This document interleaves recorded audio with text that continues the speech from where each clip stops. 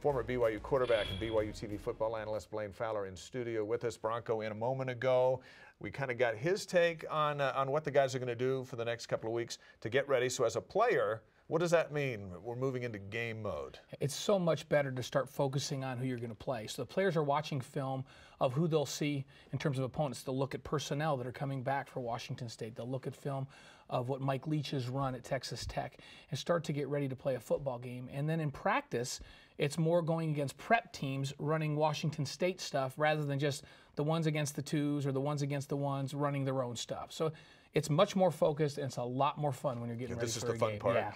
All right, let's do some predictions. We like to do that now at the start of the new season. The over-under type or true or false questions for you. Let's begin with Yona Pritchard. We kind of met him a moment ago with our featured story. Will he have a combined 40 carries and receptions this season? Yeah, so 40 touches for Yona. I think he'll be under that. I think he'll be a vital part of this offense, but there's so many sets of legs to play in that backfield, and everyone wants to compare him right now to Manasseh Tonga, and in Manasseh's last year, he had 70 combined touches. I think Yona this year will do a lot of lead blocking.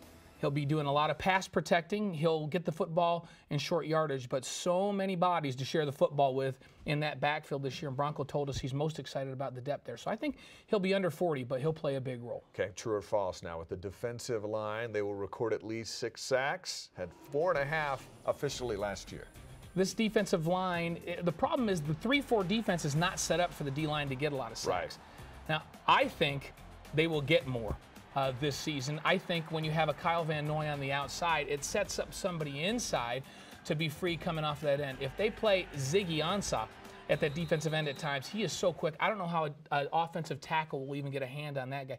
I think they'll be 6+ in terms of sacks this season. The over-under for the quarterback, Riley Nelson, 3,000 passing yards. I think he's an easy over 3,000 yards this season. I think he being a senior, he'll have more command of this offense. He's got a great set of receivers, a veteran core of receivers to throw the football to. You'll see a lot of play action this season. I think that BYU will improve. They averaged 245 yards a game this past season throwing the football. Look for them to increase that by 30 to 40 yards per game, and that's going to put Riley Nelson well over 3,000 yards and knocking on the door of 3,500 yards throwing the football this season. There's one of the great escapes from the Hawaii game. All right, true or false? Michael Elisa will rush for over 100 yards in at least 5 games. I don't think he's going to have 500-yard games. I agree with you. Look for Elisa to average somewhere between 70 and 80 rushing yards per game, which is tremendous over the course of the season. The problem he has is the games where he would likely run it up 150, 200 yards, I bet he won't play a lot. In the games at the end of the season in November, the games that BYU should dominate, they have so many guys to get playing time for. I think he'll rest in the games where he could dominate, and they will use him in those tough games against Utah, against Notre Dame, at Georgia Tech. Those are going to be hard yards. I think he'll approach 1,000 yards rushing this season, 70 to 80 yards per game, but I don't think he'll have 500-yard games. Okay, Ross Oppo and Cody Hoffman will combine for 20 receiving touchdowns. Over or under? They had 19 combined last year. That's close. It's right to the edge. Yeah, I think they're going to be about where they were last year, and the reason being, I think Riley Nelson, as a senior quarterback, will spread the football around more.